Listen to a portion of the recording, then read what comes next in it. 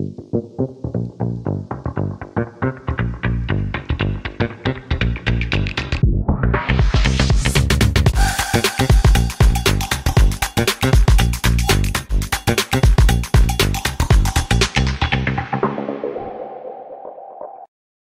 a todos y bienvenidos a Byreddit Podcast, tu podcast semanal sobre inversiones. Estamos una semana más en el programa y hoy os traemos una cosa muy interesante que Martí ha preparado para vosotros. ¿Qué tal, Martí?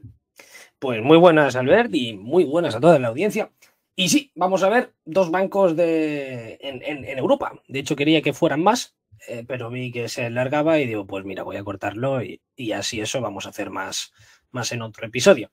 Que tampoco es que sea el análisis ahí más concienzudo del mundo, no os voy a aburrir tanto, pero también para tener una imagen general, ¿no? Sí, la verdad que va a ser un programa bastante interesante con dos tesis que seguramente no habéis Sí, oído demasiado. una seguro que sí, porque me habíais preguntado ya varios por ahí, que de hecho, bueno, ya lo adelanto, es Banco Cyprus, que la popularizó Edgar, y varios me habíais preguntado por ella, y así que vamos, voy a daros un poco mi opinión sobre la empresa. Y después sí que vamos a ver otra, en que seguro que no conocéis, y a mí al menos me parece muy interesante, cuanto menos.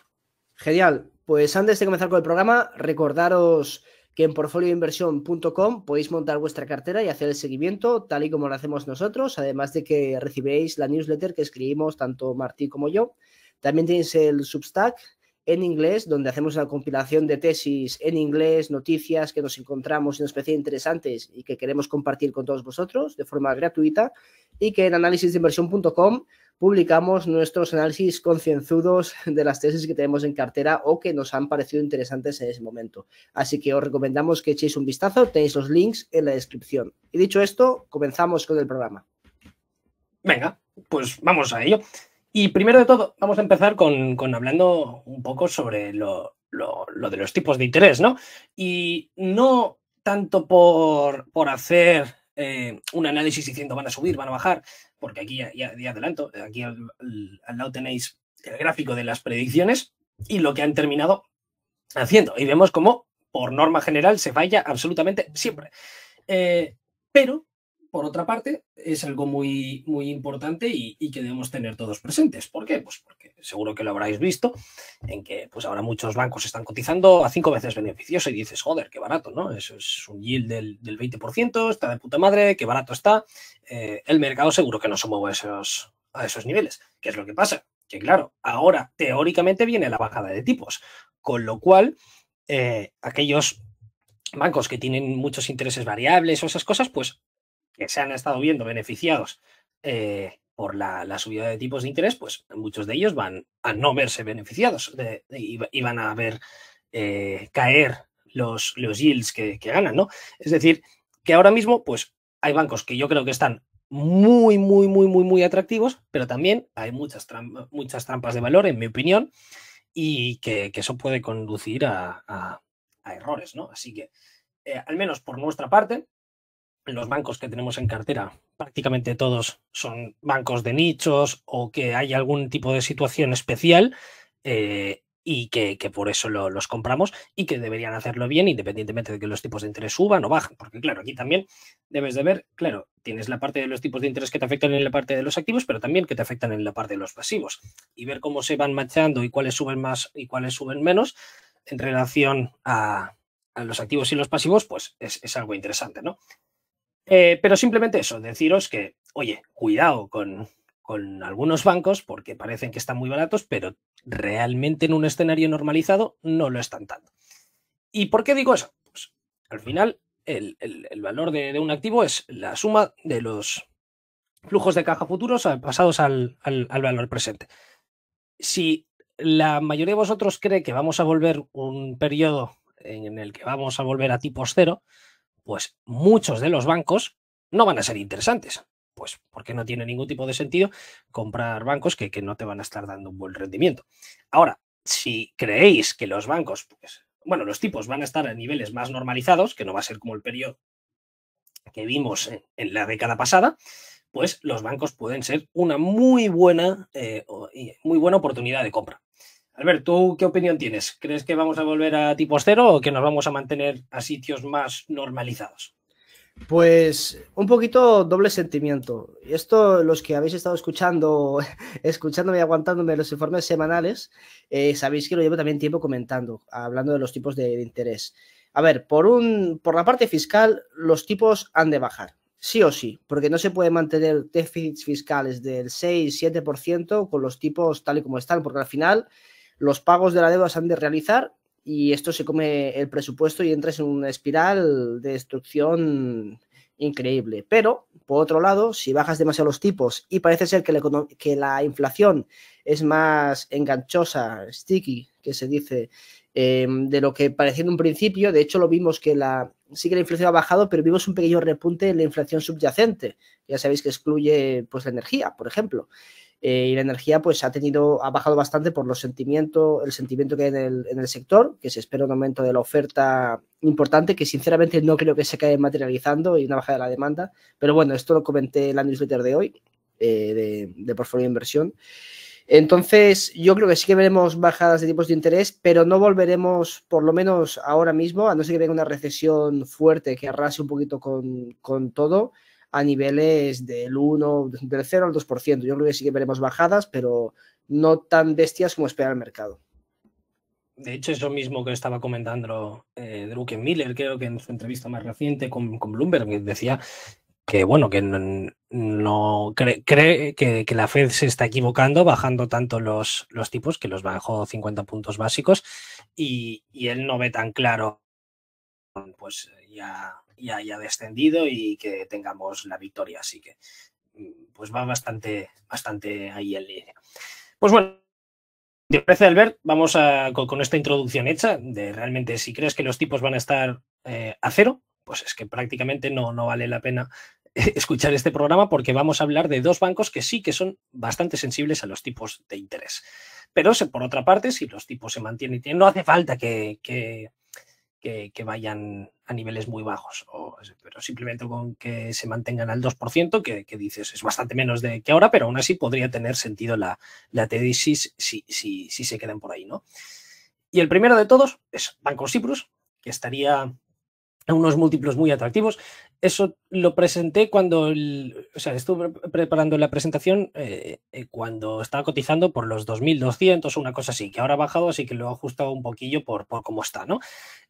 Ahora creo que ya está cotizando por un poco menos, entre 1.800 o 1.900 millones, no me acuerdo exactamente, pero bueno, aproximadamente la capitalización bursátil es de 2 billones de euros, y claro, tú lo ves por múltiplos y dices que está a menos de 4 veces beneficios y a un price to book value de menos de 0,80, y dices, joder, pues algo malo tendrá el banco, ¿no? Y dices, hostia, pues no, pues tiene unos ROEs de prácticamente el 30%, contando que está capitalizada con un CET1 del 15% porque tiene cash extra. Y dices, bueno, claro, si está cotizando entonces a 0,78 veces book value, dices, pues el retorno esperado con lo que tiene ahora es de prácticamente el 40% anualizado, lo que es una auténtica barbaridad. Y dices, además tiene 7,3 billones en cash, que por cierto, en cuanto yo miro el cash de los bancos, o sea, muchas veces me vais a ver decir, diciendo, capitaliza por menos, tiene en caja más que el market cap. Eso hay que tener presente, que cuando yo lo digo, se está ajustando en la caja que tienen para distribuir, que no tiene por qué ser la caja necesaria, porque tienes que tener requisitos de capital, etcétera, etcétera. Es decir, que no todo es distribuible. Y vemos que, bueno, el balance es extremadamente líquido, no solamente por el cash que tienen, sino también por los pocos préstamos que tienen en relación a los depósitos, por las securities que tienen y los vencimientos que tienen.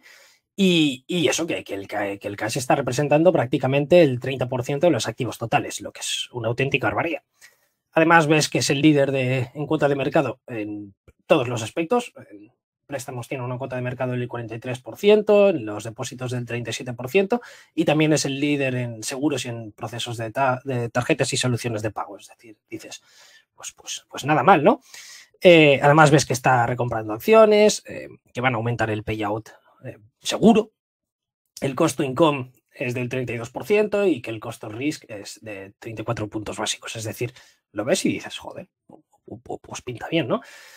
Además ves que Chipre, que es el país donde está, como bien indica el nombre, está creciendo más que la euroárea, tiene unos impuestos más atractivos que España, bueno, que no es difícil. La economía, entre comillas, parece diversificada, ya veremos que no es tanto así. Vemos que es de los pocos países que no tendrá déficit, el desempleo es prácticamente inexistente y que tiene un rating de grado de inversión. Es decir, tú miras esto y no tiene ningún tipo de sentido. ¿Cómo puede ser que un banco con esos retornos, siendo en una posición aparentemente buena y todo eso, está cotizando a unos múltiplos tan bajos?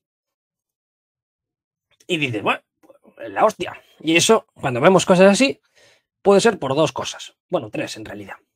Primero, que hayamos descubierto algo precioso y que seguramente va a ser una tesis muy buena, que vamos a ganar mucho dinero. En segundo lugar, puede ser una trampa de valor. Y en tercer lugar, que no lo he incluido aquí, pues la narrativa puede tener sentido por ambas partes, puede ser bastante simétrico. Por ejemplo, Bank of Georgia es un banco espectacular, pero claro, depende de cómo se te líe en el país, pues puede llegar a convertirse en una trampa de valor, ¿no? No tanto por cómo lo van a hacer operativamente, pero sí que puedes ver problemas, obviamente. Que por cierto, estamos grabando esto el día 25, mañana serán las elecciones, así que sabremos un poco más sobre Bank of Georgia, a ver qué tal se desarrolla. ¿Y eso por qué lo digo? Pues porque sí, obviamente, Bank of Cyprus está, o lógicamente, ópticamente muy barata, pero que también tiene sus cosillas. Y aquí, pues, vamos a ver un poquillo, no tanto la parte buena, porque es que la conocemos todos y es que además es súper evidente, sino como vamos a comentar un poco la parte mala, ¿no? No para criticar la empresa, sí, es más, yo de hecho soy accionista, tengo una pequeña posición, sino por también conocer qué es lo que está viendo el mercado, ¿no? El poder entender por qué está cotizando a PER 3, porque el PER 3 nunca te viene porque sí. Luego puede ser que sean por miedos exagerados o que no tengan sentido, pero en esta ocasión creo que sí que existen cosas que pueden realmente tumbar la tesis, ¿no?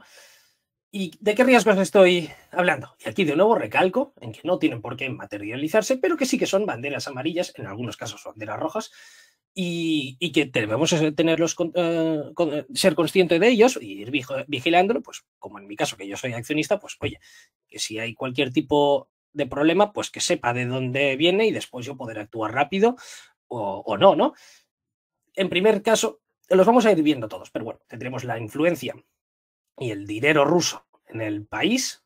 Después también tendríamos el movimiento que han hecho de cambiar de la bolsa de Londres a la bolsa de Atenas, pues es por temas de liquidez o que realmente van a ocultar algo. Después veremos también y trataremos la sensibilidad de los tipos de interés. Después veremos que Chipre realmente está mucho más apalancada de lo que parece y es vulnerable a los tipos elevados. Veremos un poco la calidad crediticia, bueno, sin entrar en detalle. Después veremos los riesgos de posibles sanciones directas, pues relacionadas con la influencia del dinero ruso, y después vamos a sacar un poco una conclusión, ¿no? de si realmente está tan barato como parece. Y hay otras cosas que no he incluido aquí, pero porque he estado haciendo solamente el vistazo inicial y aún me quedaría para analizarla correctamente, ¿no? Así que, sin más dilación, yo empezaría ya sobre la influencia rusa. Y es que Chipre, con todas las de nombre, es un auténtico coladero de dinero ruso. Y dice, ¿cómo puede ser? En el balance exponen que solamente el 0,5% de los depósitos son provenientes de Rusia. Y eso a mí me parece, sinceramente, una para intentar esconder la realidad. Y es aquello que no cuela. Primero, ya desde hace mucho tiempo, Chipre y Malta han sido, junto a Suiza también, obviamente, también en Austria, a través del Reichsband. Hay varios puntos, pero Chipre siempre ha sido una de las zonas predilectas para meter dinero y entrarlo en la Unión Europea. Y aquí, además, existen dos tipos de Chipres, ya lo sabréis. Tenemos el Chipre, que sería el país chipriota, y después tendríamos la parte ocupada por Turquía. ¿Qué es lo que pasa? Que en la parte que está en el norte, es decir, en el norte de Chipre, la parte ocupada por Turquía, ahí hay mucho truco. ¿Por qué? Porque es una parte en que no está reconocida por, creo que nadie más que no sea Turquía, y los controles son absolutamente inexistentes. ¿Qué es lo que pasa? Que ahí se crean trusts, se crean también en otros sitios estructuras offshore y empresas en las que realmente no se sabe quiénes son los accionistas y ya está. Entonces ya no estás haciendo dinero con un ruso, sino que estás haciendo dinero con un chipriota del norte. Punto. Mira qué fácil. Y lo estás haciendo cumpliendo todas las de la ley, ¿no? Donde se incumple la ley, por así decirlo, es en Chipre del Norte, pero como no hay ningún control, pues nadie lo sabe. Y es cierto que se han retirado muchos pasaportes dados a los rusos, que ahora lo vamos a ver más en detalle, pero Chipre tenía lo de los Golden Passports, que os decía, mira, pones tanta pasta aquí y toma, te regalamos un pasaporte. ¿Qué es lo que pasa? Que todos los oligarcas, mafiosos o lo que sea, como no te hacían más preguntas que solamente poner el dinero, pues vas, pones la pasta y ya está, ya eres un chipriota, dejas de ser un ruso y pasas de ser un chipriota. Y no solamente es en cuanto a las entidades de personas, sino también al nivel de empresas. Que, por ejemplo, estoy seguro que todas las empresas que hay ahí offshore pues son en su gran mayoría de dudosa reputación. Y eso no lo digo solamente yo, bueno, tampoco hay que ser muy listo, ¿no? Para verlo. Bueno, no quiero parecer arrogante en ese aspecto, ¿no? Pero parece que investigando un poco, todo parece apuntar ahí. Que luego si no lo es, pues lo siento, me he equivocado. Pero por lo menos parece que tanto la Unión Europea como Estados Unidos ya han estado presionando mucho a Chipre para que cambie esta situación. Y el gobierno, si bien es cierto que dice estar tomando acciones, yo creo que tampoco, y ahí sí que no tengo pruebas, pero tampoco duda, en que realmente no está haciendo mucho. Y ahora vamos a ver por qué. Primero de todo, tenemos la parte de los balances de los bancos en Chipre, en su conjunto, ¿no? Y vemos como, por ejemplo, antes de la crisis, pues los depósitos de residentes chiprotes pues eran más o menos el 60%, pero estamos hablando que entre un 25-30% eran de procedentes del resto del mundo. Y después el resto eran de la Unión Europea, ¿no? Vemos como, por ejemplo, desde la gran crisis financiera todo esto se ha reducido mucho. ¿Qué es lo que pasa? Que ahora no sabes muy bien si los depósitos domésticos realmente son de personas de Chipre o son de extranjeros que se han puesto a residir en Chipre y que por lo tanto ya no cuentan como extranjeros, sino que cuentan como chipriotas. En cualquier caso, la imagen sí que es sustancialmente mejor que la que veíamos, por ejemplo, en 2007-2008, ¿no? Ahora el 85,8% de los depósitos serían teóricamente chipriotas, el 9,67% serían del resto del mundo, en comparación a eso que veníamos del 25-30, a niveles anteriores, y todo lo demás sería pues proveniente de los otros países europeos, ¿no? Y aquí tenemos un problema, porque el dinero ruso es innegable que sigue estando en el país. ¿Y qué es lo que pasa? Que ahora con todo lo que está sucediendo en Ucrania, pues las relaciones, digamos que no son las mejores del mundo, ¿no? Antes, pues todo el mundo podía hacer ver que aquí no pasaba nada y tampoco, pero ahora no, ahora hay unas sanciones aplicadas, tienes una guerra de por el medio y la cosa ha cambiado, es un poco más serio. Pero también debemos tener presente que no todos los rusos están apoyando a Vladimir Putin y sus ambiciones imperialistas y que por lo tanto no se debería tratar exactamente a todos por igual, ¿no? Y aquí tenemos pues lo de las acciones que decía el gobierno, que se está tomando muy en serio todo eso, a estar ya desde hace tiempo a insistencia de la Unión Europea y Estados Unidos pues a retirar los pasaportes a criminales nacionalizados y todas esas cosas. En cuanto a números, desde el año 2007 al año 2020, Chipre dio el pasaporte a 2.886 rusos y a 6.779 personas procedentes de otros países. de los cuales se han retirado, según el gobierno, 222 pasaportes, 63 que son a inversores y todo lo demás a sus familiares, y en 2023 se están investigando 100 más. ¿Qué es lo que pasa? Que por el momento hay más de 800 rusos sancionados desde el año 2022. Obviamente no todos estos habrán ido a Chipre, pero de momento tenemos que los que se han estado retirando y los investigados pues representarían solamente el 11%, entre comillas, del total de los pasaportes dados a rusos. ¿Eso es preocupante? Pues aquí depende de cada uno. Si todo lo demás pues realmente debería ser sancionado, pues aquí hay un problema. Si no, pues no es tanto así. ¿Qué es lo que pasa? Que los demás, los que han sido sancionados, tampoco se les dificulta un poco la cosa, pero tampoco es un cambio total. ¿Por qué? Porque los demás se van a Chipre del Norte, escoger un coche, conducir unas 2 horitas y ya está. Ya estás en un sitio que no es de la Unión Europea, no hay ningún tipo de control y ahí pues ya está. Después eres una empresa chipriota que está haciendo negocios con uno de Chipre del Sur y desde ahí de donde sea, ¿no? ¿Qué es lo que pasa? Que como no hay modo de probar de dónde son esos accionistas, pues nadie sabe nada y pues todo va perfecto. Por ejemplo, para que os imagináis, Chipre del Norte tiene una población de unos 380.000 personas y un PIB per cápita bastante bajo, de 14.000, y aún así encontramos entre 25 y 35 casinos. Y dices, por supuestísimo que no hay ningún tipo de lavado de dinero ahí. Es que estamos hablando de cifras parecidas a lo que hay en Macao, para que nos hagamos una idea, ¿no? Y digo 25 porque teóricamente tú lo buscas por ahí y te pone más de 20. ¿Qué es lo que pasa? Que tú entras en Google Maps y empiezas a ver casino por casino y hay bastantes más. Es decir, es que hay un montón. Y además no son casinos aquello que dices pequeños. No. Son casinos enormes. Es decir, que ya ahí se te está dando un poco de indicios de lo que puede estar pasando, ¿no? Y cómo se usa Chipre del Norte, que no hay controles, pues para lavar dinero y meterlo en el mundo occidental. ¿Y qué otras pruebas podríamos ver, no? Pues que si realmente el dinero ruso ha huido y se han revocado los pasaportes, una pregunta interesante es ¿por qué ha sido un 1,6% respecto a los depósitos totales? ¿Y por qué solamente el 13% de los extranjeros? Que dices, joder, el 13% pues es mucho, ¿no? Pero son cifras más o menos normalizadas si lo comparamos con años anteriores, como por ejemplo en 2021, en 2019, en 2018, en 2016, etc.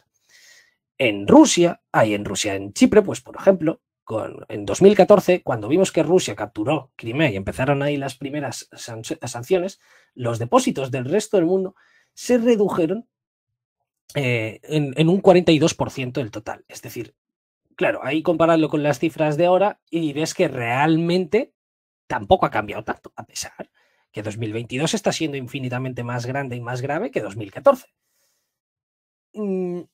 ¿Y por qué si nos fijamos que el dinero ruso que estaba contando con las personas dentro de Chipre, a los que se han retirado los pasaportes y se han marchado, por qué estos depósitos de facto han aumentado un 3% y han aumentado 1,2 billones? Y dices, la economía tampoco ha aumentado tantísimo como para que viéramos eso, ¿no? Y aquí de nuevo, comparándolo con 2014, la cifra descendió en 10.000 millones, es decir, un 23,5%. Y aquí he sacado varias conclusiones, ¿no? Que una de las siguientes opciones es cierta. En primer lugar, tendríamos la opción de que los rusos han creado empresas o estructuras similares para ocultarlo, tal vez en sociedades en Chipre del Norte, aquí lo he puesto mal, no es en el sur, sino en Chipre del Norte, o en sitios offshore. Yo creo que esa es la más probable.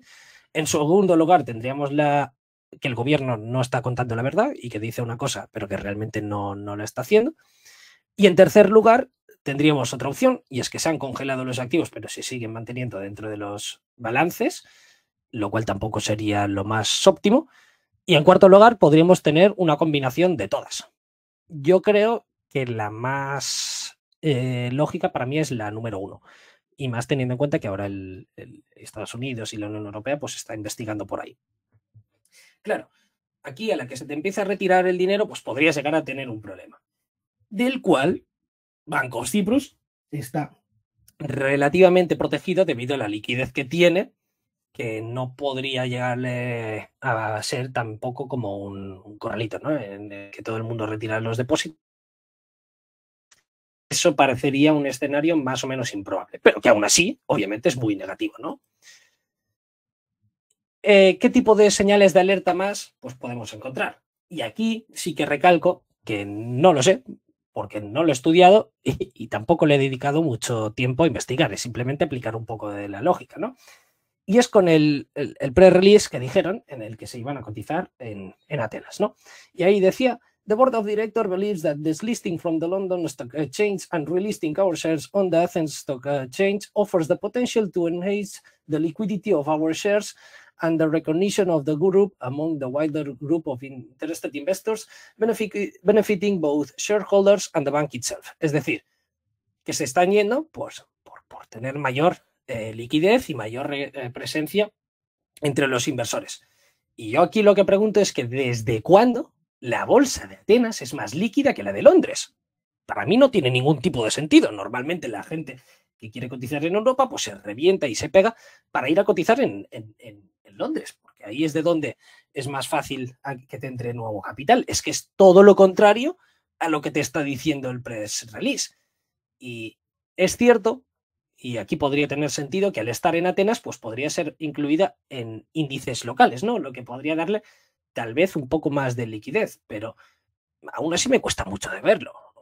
También podría estar en índices en Londres igual, ¿no? ¿Que es más fácil estar en los de Atenas? Vale, sí, pero que aún así es que no veo en el modo en el que cotizando a Atenas vaya a ser más líquido que cotizando en Londres. ¿Qué es lo que podría tener Atenas que en Londres no está? Pues vale, en una parte tienes que es más local, no sé hasta qué punto esto es importante, pero lo que sí que tiene seguro son menos controles y que es más barata. Vale, bueno, aquí que cada uno pues puede llegar a juzgar, ¿no? Pero lo que no te compro o no entiendo, que también es bastante probable que me esté perdiendo algo, pero no sé de qué modo cotizando en Atenas va a ser más líquida, es que no lo sé. Y si alguien lo sabe, pues por favor, decídelo. Más cosas que veo que podrían llegar a ser un problema. Y es que Bank of Cyprus es de los bancos más sensibles a los tipos de interés. Y eso es la hostia, porque claro, cuando suben vas a ganar un pastizal, pero cuando bajan, pues la tendencia se revierte, ¿no? Y es que es más, porque en Chipre la economía, si suben los tipos de interés, pues puede sufrir mucho más que una economía europea normal o que Estados Unidos, ¿no? ¿Por qué? Pues porque el 83% de los préstamos en todo el país pues son a tipo variable. Y si eso le sumas a que además está muy bancarizada y que los activos bancarios representan el 210% del PIB y que los depósitos representan el 156%, pues ahí tienes un problema. Y es un error decir que Chipre está apalancada porque solamente el gobierno tiene una deuda sobre PIB, creo que era de entre el 70 o el 80%, una cosa así. Pero si tú miras la deuda total, ahí te cambia muchísimo. Y es más, la deuda total externa, que realmente es lo que puede llegar a poner en peligro tal vez al país sin que te des cuenta, pues representa el 576% del PIB, que es una auténtica barbaridad. Que también es cierto que la han reducido mucho desde máximos en 2015, que llegó a ser del 1200% sobre el PIB.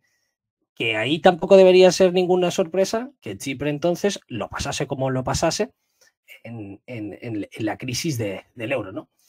Y aquí como conclusión es que cualquier problema que pueda haber en el extranjero es que te vas a salpicar y bastante probablemente nosotros o yo como accionista no te vas a enterar porque dices, nah, pero si hay un problema me lo invento. En Italia, ¿qué tiene que ver con Chipre? Pues no lo sé, porque en ese caso no sé hasta qué punto de parte de la deuda pues está en manos de empresas italianas, ¿no? Y que realmente eso es algo que hace la economía de Chipre. No digo que vaya mal, porque lo más probable es que no pase nada, pero que oye, que si pasa, que se puede liar gorda, ¿no? tratando un poco más el tema del apalancamiento, y de nuevo, se ha estado mejorando a pases agigantados, pero es que sigue habiendo muchísima deuda en todo el país. Y si nos fijamos qué es lo que pasó con los precedentes, pues vemos que Chipre fue, junto a Grecia, la que peor lo hizo en cuanto a pérdidas crediticias durante las últimas crisis. Es decir, que los precedentes realmente no son los mejores, ¿no?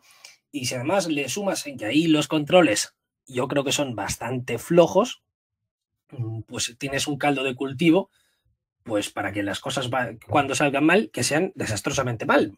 Estás demasiado apalancado, tienes préstamos en que yo creo que no tienen por qué ser los mejores, los controles yo creo que son bajos, pues eso cuando las cosas te van mal, pues te explota todo.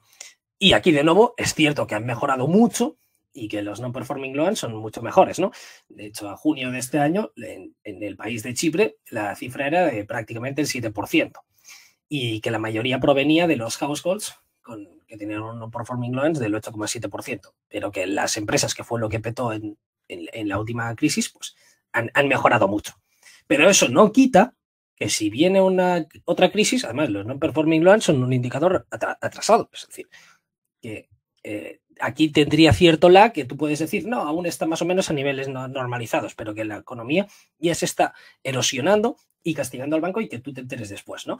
Pues eso podría pasar. Y si viene otra crisis, pues no sé si al final vamos a tener soft landing o hard landing, o incluso que haya un hard landing si Chipre va a tener problemas, que puede ser que no los tenga, puede ser que la deuda no haya ningún tipo de problemas, se siga financiando todo bien, y pues puede ser, pero que aún así hay que ser conscientes de los riesgos del país, ¿no? Y si ya miramos dentro del propio, es que la sensibilidad de los tipos de interés es aún mayor. ¿Por qué? Pues porque el 4,7%, solamente el 4,7% de los tipos de los préstamos son a tipo fijo y además a vencimientos más o menos cortos. Y claro, el management ha dicho, no, ya le vamos a rotar a tipos más elevados. Y yo dudo que lo logren hacer y que solamente lo veríamos en los nuevos préstamos, ¿no? Como son ya más a tipo fijo. Que eso, de nuevo, si te vuelve a subir la inflación y te vuelven a subir los tipos de interés, pues va a ser la hostia por ellos, pero que se van a forrar. Claro que también tienes la otra parte de la ecuación, es que no tiene por qué ser así, ¿no? Es decir, si aquí los tipos suben, pues obviamente, y si los tipos bajan, pues no le va a ir tan bien. Y si se mantienen a tipos más normalizados de entre el 2,5% 3%, pues yo creo que va a ser una muy buena inversión, Bank of Cyprus, ¿no? ¿Qué es lo que pasa? Para su guidance dicen que básicamente la rate de los depósitos del Banco Central y el Euribor a 6 meses pues van a ser de aproximadamente el 3%. Con lo que están generando de net interest income pues más de 700 millones. ¿Cuál es el problema? Que estás hablando de 2025 y es que ya estamos a día de hoy estos niveles, la caída de tipos que estamos viendo. Y de hecho, si tú miras la curva de tipos, que recuerdo que somos expertos fallando, pero el mercado ahora mismo está esperando que para 2025 estén más o menos al 2,2%. Es decir, significativamente menos de lo que el guidance está dando. ¿Eso qué podría pasar? Pues que si al final los tipos se mantienen como dice Bank of Cyprus, pues muy bien, vamos a ver cómo las acciones suben. Pero también podría pasar que si los tipos bajan, que veamos cómo el guidance se reduce y que no van a cumplirlo, ¿no? Que parece ser que el mercado por el momento es lo que está estimando y que por eso la están pegando ahora. Otras cosas que preocupan, y es, si te fijas en el mayor accionista con una propiedad del 9,3%, es la Mesa Group Holdings. Y si rascas un poco, ves que es una propiedad de un oligarca ruso llamado Víctor Bekensberg, que además tiene la nacionalidad chipriota. Sorpresa, sorpresa. Así que esto no cuenta como un ruso y todo bien. A pesar de ello, tiene relaciones estrechas con el Kremlin y está sancionado. Es decir, ¿se podrían aplicar sanciones a Banco of Cyprus para castigarle? Pues no lo sé, no entiendo de temas legales, pero a mí me parece cuanto menos un riesgo que puede ser bastante real, ¿no? Y además no es solamente el único accionista ruso que tiene participación en Banco Cyprus. Y encontramos otra empresa, Osme Investments, que es otro de los inversores importantes, poseyendo el 3,33%, que está en manos de un tal Gregory, que también de nacionalidad chipriota, viviendo ahí, pero que evidentemente su nombre es más cercano a San Petersburgo que no a Chipre. Y aquí de nuevo, que no tiene por qué pasar nada. Además, por lo que estuve investigando, Gregory ese tampoco no parece muy fan de Putin, es decir, que no tendría por qué pasar nada, pero es que el otro tienes el mayor accionista que está sancionado, joder. Que no sé hasta qué punto eso podría castigar al banco, ¿no? Y aquí nos resume y vamos a ver de realmente cómo está. Obviamente está muy barata, pero yo creo que hay ciertos motivos que luego pueden materializarse o no, pero que el mercado no está siendo tonto, ¿no? Que realmente yo creo que hay motivos de peso para que esté a estos múltiplos. Si una persona está dispuesto a asumir esos riesgos, pues probablemente va a tener un retorno muy superior, que precisamente está por eso cotizando a 4 veces beneficios, ¿no? Pero también puede ser que se gire la tortilla y que la cosa no termine yendo bien, ¿no? Yo personalmente considero que les va a ir más o menos bien y por eso tengo participación, pero ahora tengo una participación pequeña. Y aquí vamos a verlo, de hecho es que es minúscula, pero bueno, las estimaciones de eso, para valorarla vamos a usar las estimaciones de los analistas. Yo no he terminado de analizarla y que por tanto no he hecho mis propias estimaciones. A mí, viendo lo que he visto, me da que creo que los analistas se van a quedar un poco cortos y que los resultados van a ser, yo creo, que un poco mejores, pero tampoco tengo intención de decir si van a ganar tanto o lo otro. Es simplemente verlo a nivel teórico, ¿no? Y vemos que, bueno, de mediana más o menos deberían ganar entre 480 millones y 370 millones de aquí a 2026. Obviamente, a medida que va siendo 2026, pues como el banco tampoco te va a crecer mucho más, pero sí que se va a ganar mucho menos por los tipos de interés, pues el beneficio se va reduciendo, ¿no? Y si lo vemos así, pues vemos que para 2024, si los analistas están en lo correcto, pues estaría cotizando 4 veces beneficios, para 2025 a 5 veces beneficios y para 2026 a 5,3 veces beneficios.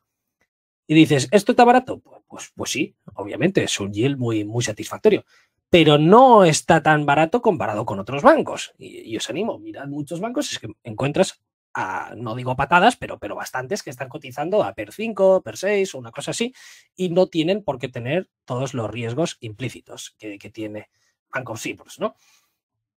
Por ejemplo, su mayor peer, que es Eurobank, quien compró el Hellenic Bank, que es el segundo banco más grande en Chipre, pues ves que es un banco que también está cotizando a esas 5 veces beneficios más o menos de 2026. Obviamente en 2024 pues va a estar a múltiplos, creo que eran un poco más elevados, pero porque no tiene la sensibilidad que tienen los tipos de interés Banco Cyprus, ¿no?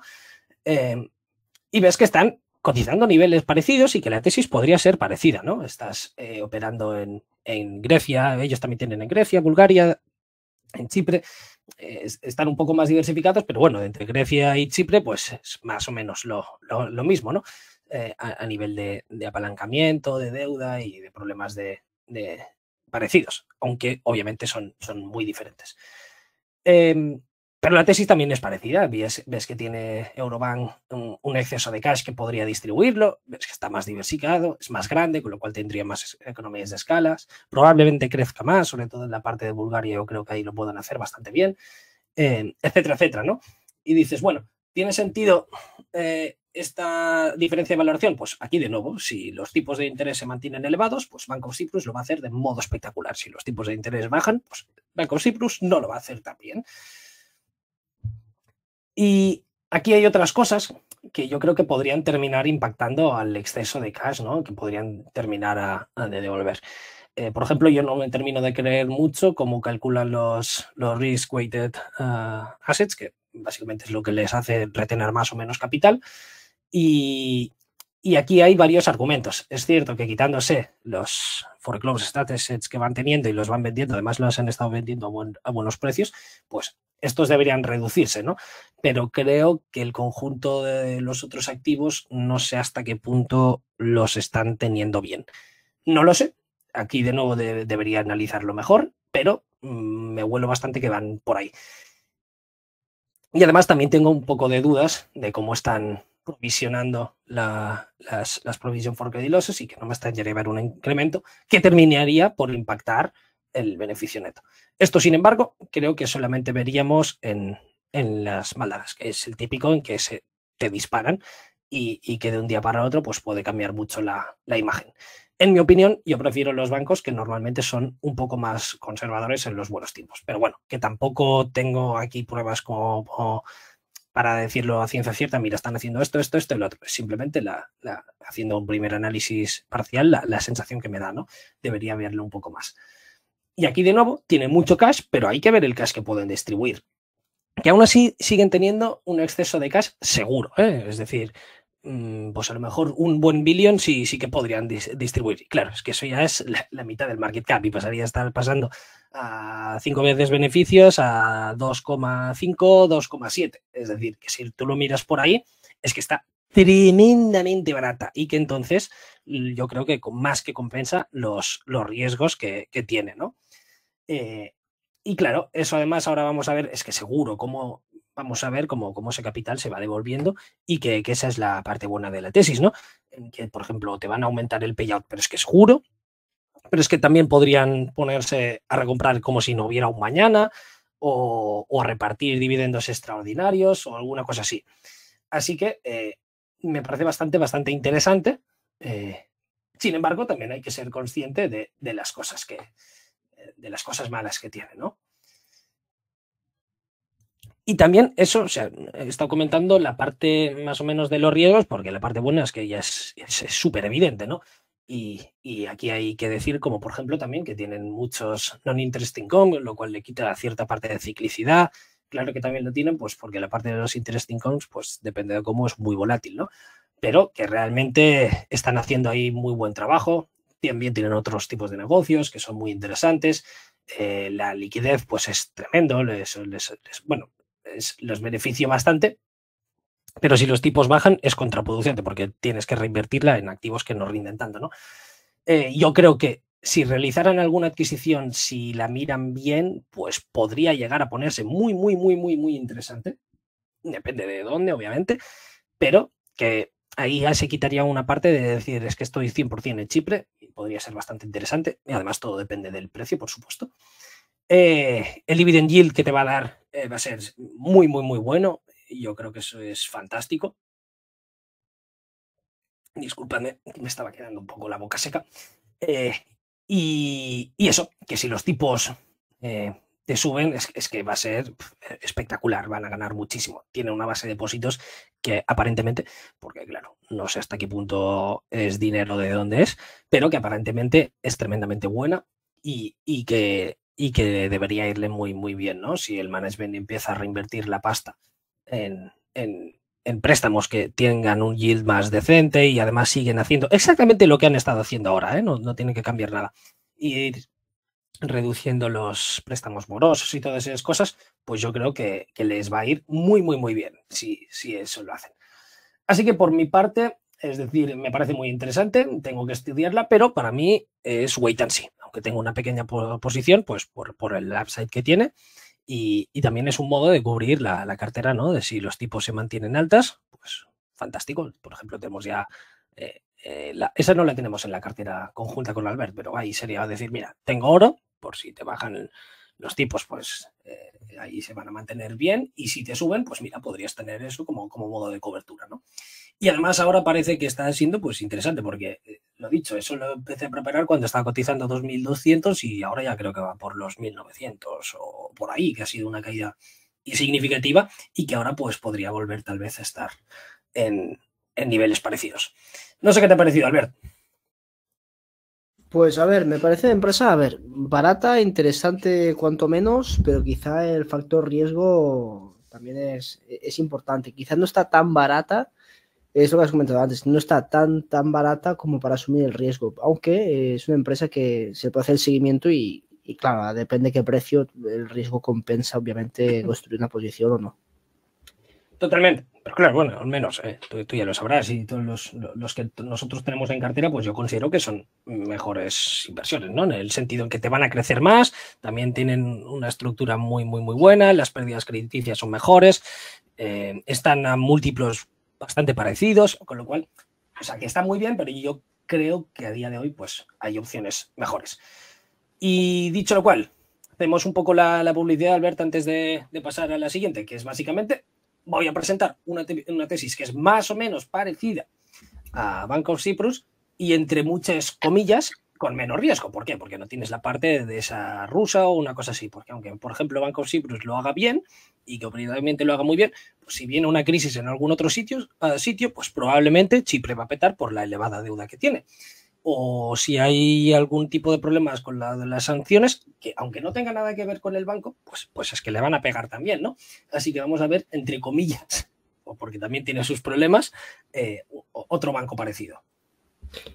Genial, pues antes de continuar, recordad que en Portfolio de Inversión podéis montar vuestra cartera, además de que recibiréis la newsletter que escribimos Marty y yo, hablando de cosas interesantes, que tenemos el Substract en inglés y lo tenéis en la descripción, donde hacemos la compilación de tesis que nos encontramos y que en analisisdeinversión.com podéis encontrar los análisis que escribimos, tanto Martí como yo.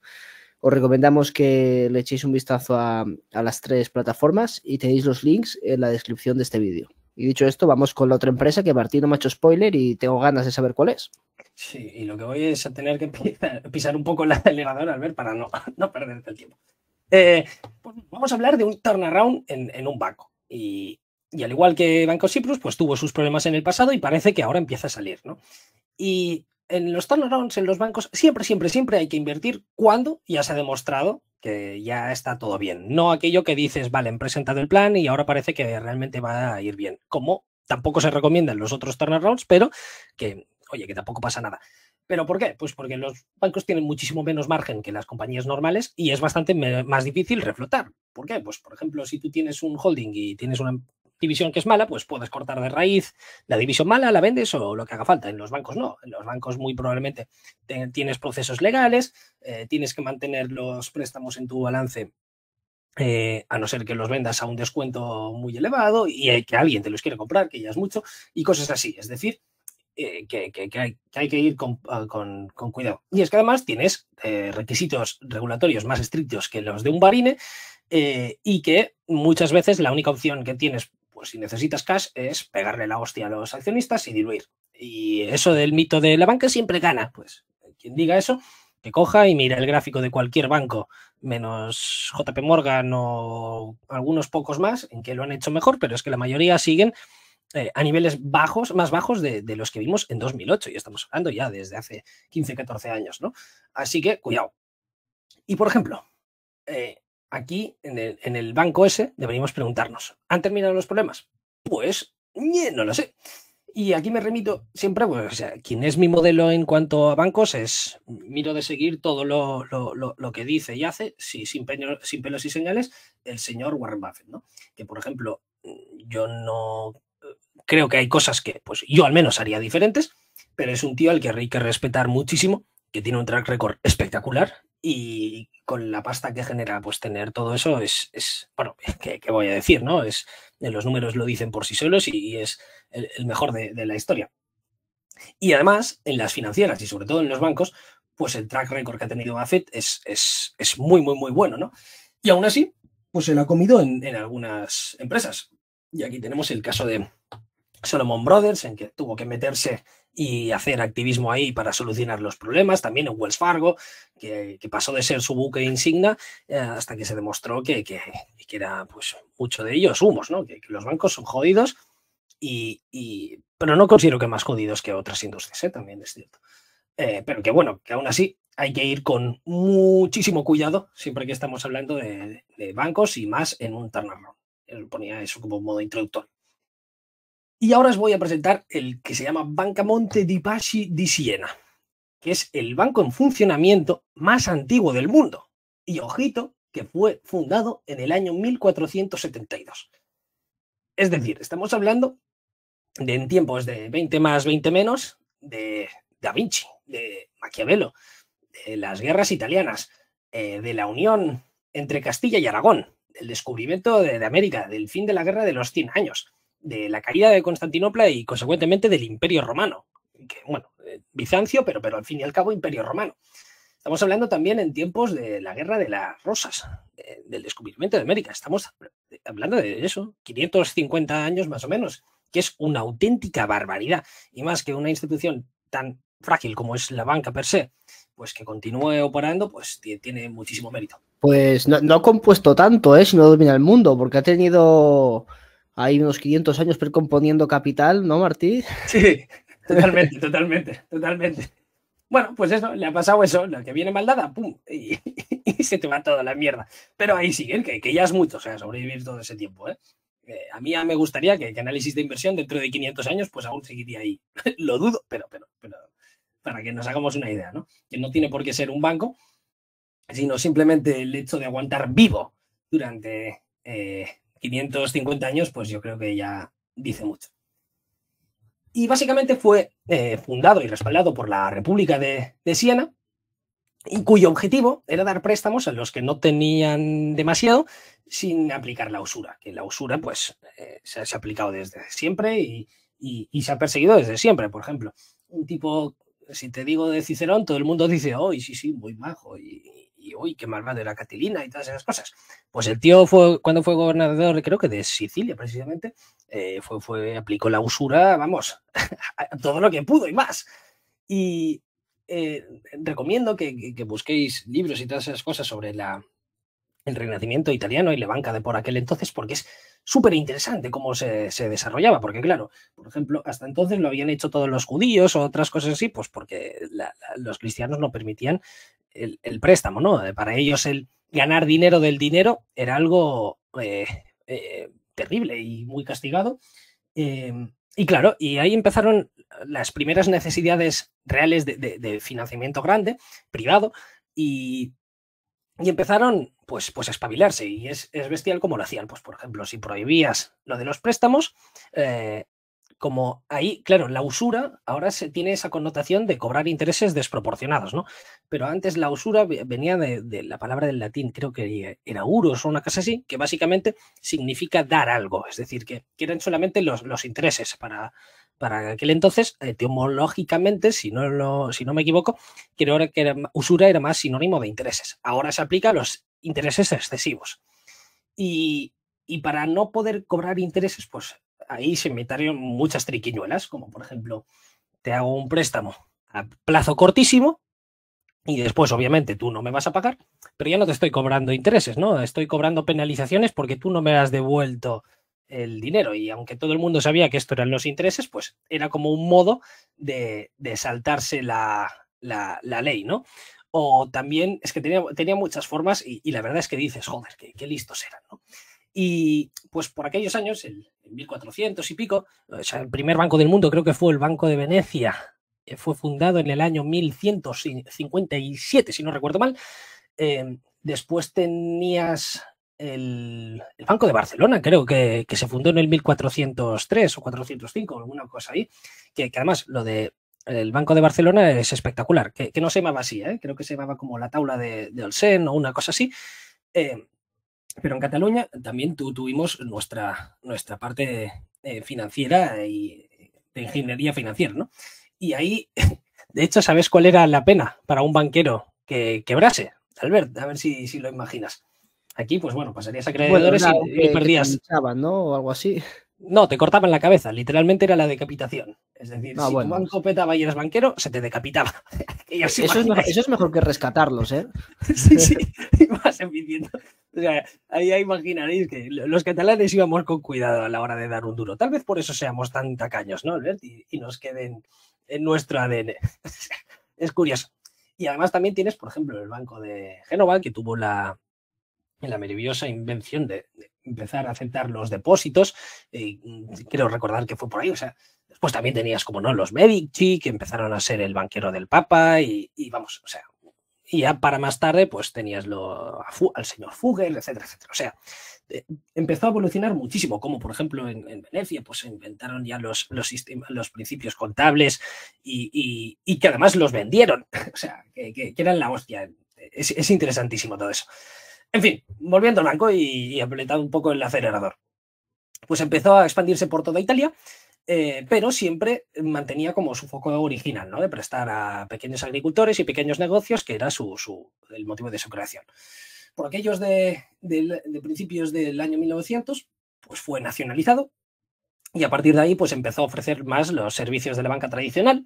En el año 95 empezó a salir a cotizar y en el año 2007 adquirió a un peer que fue súper controvertido y todo eso por lo que pasó después, que básicamente fue el causante de los problemas del Banco de Siena modernos, y es que en 2009 se anunció que necesitaba pasta, pero ya, y en 2013 pues empezó el escándalo, ya que se descubrieron pérdidas no declaradas que se habían ocultado mediante derivados y vamos, fue rescatada por el gobierno, bueno, uno de los varios rescates que tuvo. En total, eso de los que decían los de la banca siempre gana y lo que decía el verde que no ha componido, pues pasó de 160 por acción, más o menos, de hecho lo superó en 2007, a cotizar actualmente a unos 5 euros por acción. Actualmente es el quinto banco italiano más grande del país, cuenta con una cuota de mercado del 5,5% más o menos. Italia está dominado principalmente por dos bancos, tienes el Intesa San Paolo y Unicaja, que entre ellos creo que deberán tener más o menos 30 y 30 cada uno, alguna cosa así, y todo lo demás serán más pequeñitos, pero donde Banco Siena pues sí que es dominante sería en la Toscana, ¿no? Que tendrá una cuota del 18%, y en el Véneto también sería su segunda zona más importante con un market cap aquí, no, un market share del 8% más o menos.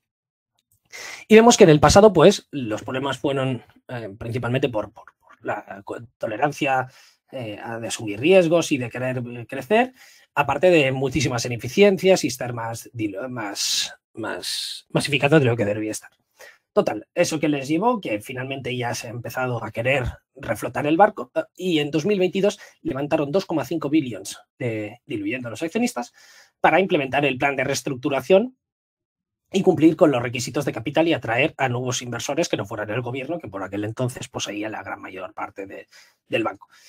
Y eso se anunció ya en 2021, cuando se dijo que básicamente los risk-weighted assets empezarían a aumentar en 2022, como es lógico, porque además eran muy bajos, debido a que el plan de garantía del gobierno que ofrecía a los tramos poco riesgosos, pues para poder reducir o sea, para que los bancos pudieran tener más capital y prestar y entonces reflotar un poco la economía, este fue el plan, ¿no? Esto terminó en el plan en 2022, creo que fue de 2013 o 2015, no me acuerdo muy bien, hasta 2022, y a partir de ahí termina y claro, cuando ya pierdes esa garantía, pues tus riesgos van a aumentar, con lo cual vas a necesitar más capital y que por eso terminaron de hacer la dilución, sumado en que en todos los periodos desde 2017, pues más o menos en un escenario de estrés, pues no tendrían suficiente capital como para poder estar bien, ¿no? Y claro, aquí ves, por ejemplo, qué causas podrían haber hecho todo eso. Y ves es que básicamente los intereses en los préstamos eran inexistentes. O sea, los intereses eran extremadamente bajos. Y eso pues te permite que seas más, bueno, te permite, no te obliga al final o te coacciona para que asumas más riesgos a expensas de poner en peligro el banco. Cuando aquí un banco, su primera función tiene que ser asumir riesgo, controlar riesgos y después crecer, ¿no? Pues aquí es que básicamente se les obligó prácticamente a hacer lo contrario. Y eso se pagó pues con las non-performing loans y los non-performing exposures, pues vemos como ya bien ha mejorado mucho respecto al año 2015, que llegó a un máximo más o menos del 20%, pero que aún así siguen estando a niveles que, bueno, que se podrían considerar cuanto menos peligrosos. Y ahora la pregunta del millón. ¿Ya hemos visto el final de los problemas o realmente deberíamos esperar nueva dilución, ¿no? Que al final por eso está también a los sitios donde está. Y claro, ¿cuáles son los problemas? Es que estás en Italia, que es más o menos lo mismo que España, que es una economía estancada, con la población muy envejecida, que tienes ahí, que estás quebrado básicamente por el sistema de pensiones, los impuestos son muy elevados, además también están muy endeudados, Con lo cual, bueno, en fin, estás hablando de Italia, no estás hablando de Grecia, pero es que aún así sigue siendo un país que cuidado, ¿no? Para un banco. Aquí tenéis el meme del Not Great, Not Terrible de la serie de Chernobyl, que por cierto, qué pedazo de serie, qué buena es. Y eso, básicamente, que ahora además se está implementando una nueva legislación en la que se va a permitir a los prestatarios pues, que estén quebrados o bueno, que estén en default y en mora, pues que puedan pagar sus deudas, pero que lo harían a una fracción del valor nominal. Eso, por una parte, es bueno, pues permites un fresh start, ¿no? Para esas personas y borrón y cuenta nueva, pero claro, eso reduciría el valor del colateral y los risk-weighted assets pues te van a subir, con lo cual vas a necesitar más capital. ¿Vas a tener que diluir para de nuevo? Pues bueno, eso ya es una cuestión. Yo considero que no. Primero de todo, si les quitamos la deuda que ha invertido el Banco Central en la operación de rescate, pues más o menos el 6,5% de los depósitos estarían en cash. Y eso es una situación mucho mejor de la que tenían en el pasado, con lo cual, por ahí bien. Y es que además tienen una cosa que tienen prácticamente 2 billones de deferred tax assets fuera de balance, que no se reconocen por un ajuste contable, pero que realmente están ahí y que probablemente vamos a ver un write-up y que estamos hablando de una cantidad bastante importante. ¿Por qué? Pues porque representa el 30% de la capitalización bursátil actual, prácticamente entre el 15% del equity, es el 17% del equity, y si sumas todos los DTAs, tanto los que tienen fuera de balance como los que tienen dentro de balance, pues son de 2,4 billones, que representa casi el 40% de la capitalización bursátil y el 22% del equity. Es decir, que solamente por eso creo que no tengan muchas necesidades de diluir. Y el management parece estar no necesitarlo. ¿Por qué? Pues porque el payout, ojo, es del 75%, que es bastante. Es decir, que no tendría mucho sentido estar pagando este dividendo, a no ser que quieras dar la imagen de que todo está bien. En cualquier caso, pronto lo sabremos con la nueva legislación. Y teniendo en cuenta el track record que tiene el actual CEO, se llama Luis, y si no recuerdo mal, pues no creo que sea el caso, pero bueno, que no está de más considerarlo. Tiene una base de depósitos bastante buena. Se van a estar quitando con el tiempo la deuda del Banco Central, que eran tipos del 3,5 más o menos, que dices, hostia, cara a cara no es, pero claro, es que eres un banco y hasta hace poco estabas teniendo que prestar al 2-3%, es decir, que es cara con ganas. Y a medida que se le vayan a ir quitando, pues los márgenes deberían ir aumentando. Eso, si además le sumas que los tipos se mantengan en tipos decentes, que no vuelvan a caer como antes, pues le podría ir muy bien el futuro a Banca Monte dei Paschi di Siena. No tiene por qué pasar, pero por ahí está. Sin embargo, tienen la parte mala, que es que tienen unos costes operativos bastante elevados.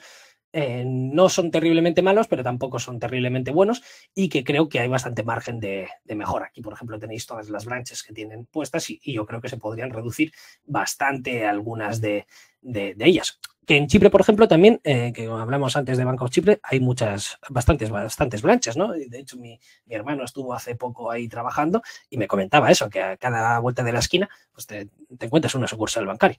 Claro, eso también, estamos hablando de Chipre, que está mucho más apalancado, aún más, que Italia.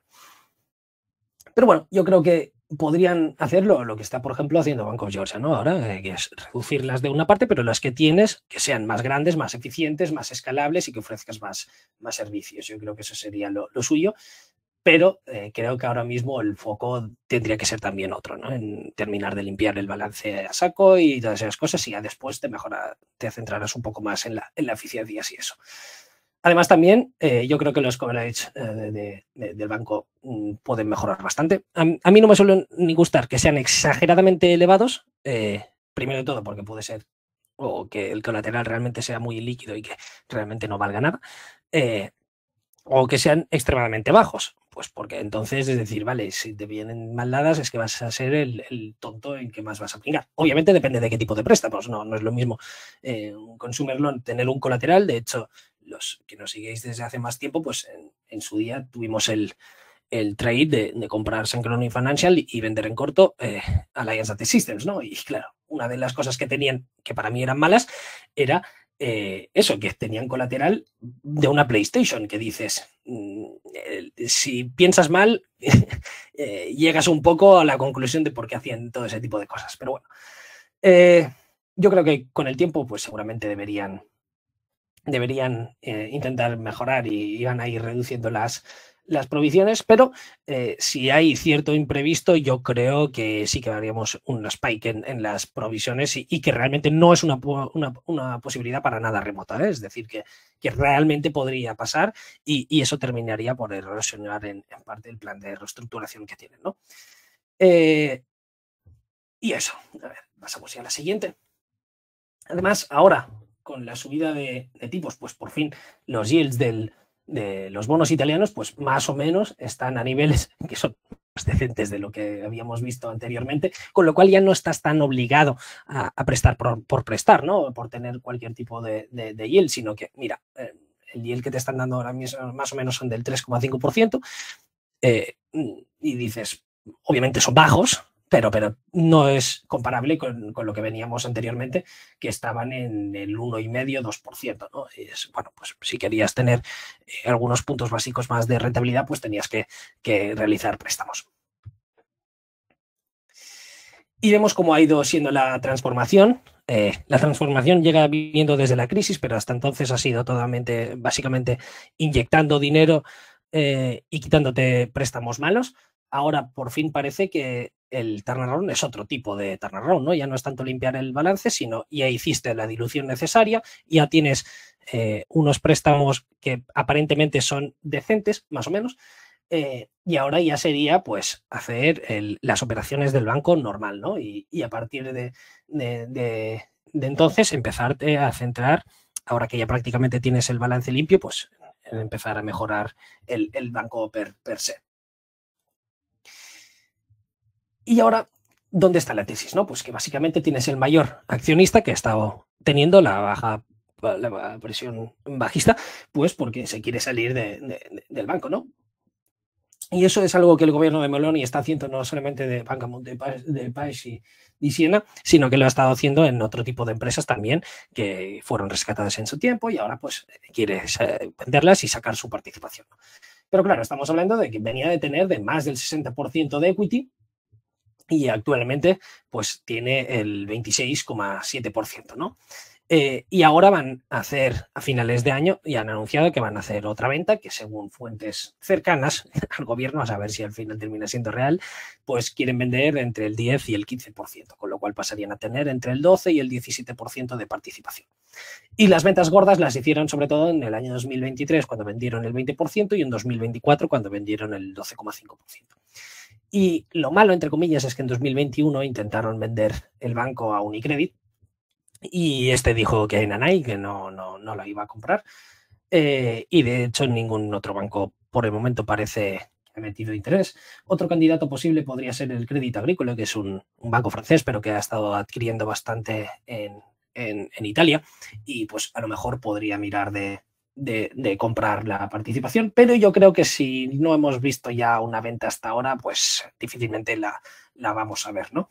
Que eso era el plan A del gobierno, ¿no? Pues por tener un modo de salirse rápidamente y de sopetón, y además también que el banco tuviera más economías de escala, más diversificación, etcétera, etcétera, y que por lo tanto aparentemente tuviera más opciones de sobrevivir. Pero bueno, parece que por el momento, con la subida de la inflación, pues ya no tienen esa presión, ¿no? de venderlo y quitárselo rápidamente, o que ya no lo van a vender a cualquier precio, porque ahora el banco ya realmente ya es rentable y ya parece ser que los problemas ya han pasado, ¿no?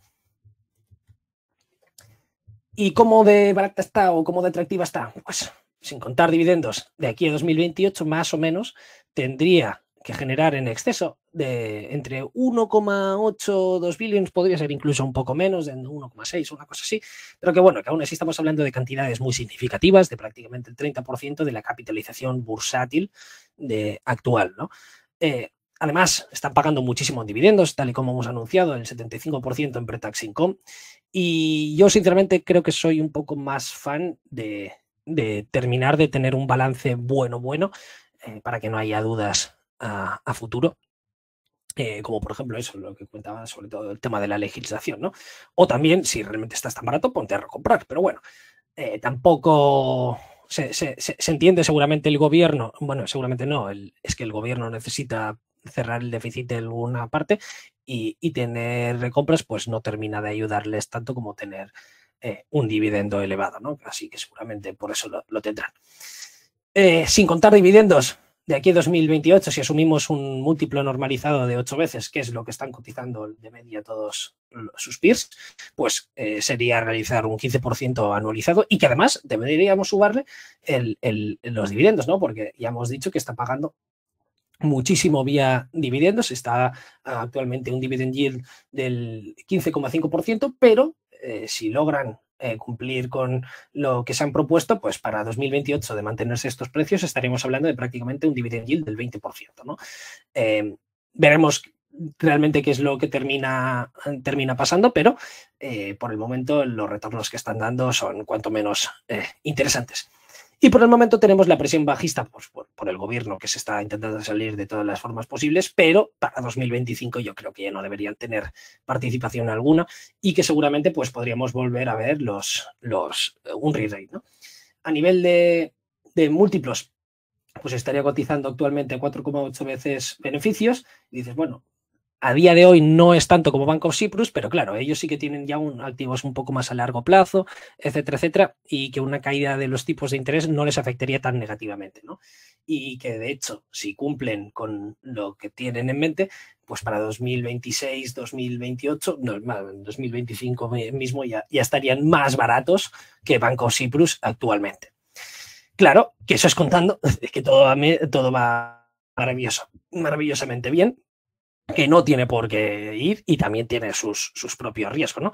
Pero por el momento parece que es el banco italiano y de diferencia que está cotizando a múltiplos más bajos. Y además Italia ahora está siendo interesante porque de hecho Intesa Sanpaolo hasta hace nada, creo que hace un mes o así, pues que logró posicionarse como el banco más grande a nivel europeo. Y esa es la tesis. Yo también tengo participación aquí. Aquí sí que tengo un poquito más que en Bank of Cyprus, pero que también tiene sus cosas negativas. Pero esa sería la tesis en Banca Monte Paschi di Siena. ¿Qué te ha parecido, Albert? Genial, la verdad que es muy interesante. La verdad que ya solo por ser accionista dices el banco más antiguo del mundo que cotiza y ya te puede dar cierto caché. Está guapo eso, ¿eh? Y la historia pues mola también bastante. Sí, la verdad que muy, muy interesante. Pues con todo esto, esperemos que os haya gustado mucho el programa, que yo creo que ha sido interesante. Estas dos empresas bastante chulas dentro de lo que es la banca, que es un sector además bastante complicado y veremos qué terminan ocurriendo. Como las tienes en cartera, Martí, pues seguramente iremos haciendo seguimiento y quizá algunas se puede también pues a precio, como la de Chipre. Eso menciona, que las dos las tengo en cartera, pero con posiciones muy pequeñas, pues porque en ambos casos me sigue quedando trabajo por hacer también, ¿no? Aparte, que aún así, bien de lo visto también, es que en cartera los bancos que tenemos dentro del portfolio de la cartera By the Dip, pues yo creo que son bastante mejores que Banca Montepaschi di Siena, ¿no? Y que Bank of Cyprus. Todos dos, yo creo, sinceramente, que son más atractivos tanto a nivel de múltiplos como a nivel de crecimiento, como a nivel de seguridad. Pues, por ejemplo, están o en uno de ellos, pues tiene las pérdidas son prácticamente cero, por así decirlo. Son muy, muy, muy bajas. Otra está en múltiplos muy baratos y creciéndote más, en un sitio bastante más sano, etcétera, etcétera. También tenemos Bank of Georgia, que bueno, que tiene sus problemas y eso ya lo comentaremos, tema de las elecciones y esas cosas, pero es un banco espectacular. También tenemos bancos en Estados Unidos, que además en Estados Unidos, pues muchas veces a nivel de banca, por temas contables y todas esas cosas, pues muchas veces están más baratos de lo que parecen y son los más seguros, pero de lejos eso además. Y hay algunos bastante interesantes, como por ejemplo, también uno que os quería traer en este programa, que al final es que no lo hice, pues porque es que al final ya se iba a alargar demasiado, pero era un banco que básicamente eso, que ha estado prestando muy bien, apenas ha tenido pérdidas crediticias. Otro también que quería traeros, pues tiene otra parte que queda como oculta dentro del negocio, pero que está creciendo a saco ahí, que les va a ir muy bien, con márgenes altos, etc. O sea, que bueno, que si os interesa también podríamos hacer otro programa hablando de más empresas así y que son interesantes. Obviamente que aquí todo el mundo tiene que hacer su trabajo y más en los bancos. Como dices, pues no es que considere que sean peores que otras empresas, simplemente que hay que saber mirar y que hay que tener claro que esto al final es reducción de riesgos. Así que esa es un poco mi opinión. A ver. Dicho eso, Albert, nos despides como siempre si no hay nada más que decir. Tienes el micrófono silenciado, por cierto. A esto iba, estaba hablando solo. No te preocupes, Martín. Y creo que se te ha cambiado el micrófono. Pues te escucho un poco raro comparado con antes. No sé si puede ser. Sí, ahora mismo. Ya está. Ahora bien. Estás bien. Que me había silenciado y a veces esto de la tecnología pues va como va. Pues dicho esto, esperemos que os haya gustado mucho el programa. Dejar un me gusta y un comentario que ayuda a que este vídeo pues aparezca a más gente en YouTube y al final es lo que nos ayuda a llegar a más audiencia. Y pasados por Portfolio de Inversión, análisisdeinversión.com y suscribiros al Substrack si queréis recibir los análisis y últimas noticias. Muchas gracias por escucharnos y nos vemos en el siguiente. Y recordad, buy the dip. Chao, chao.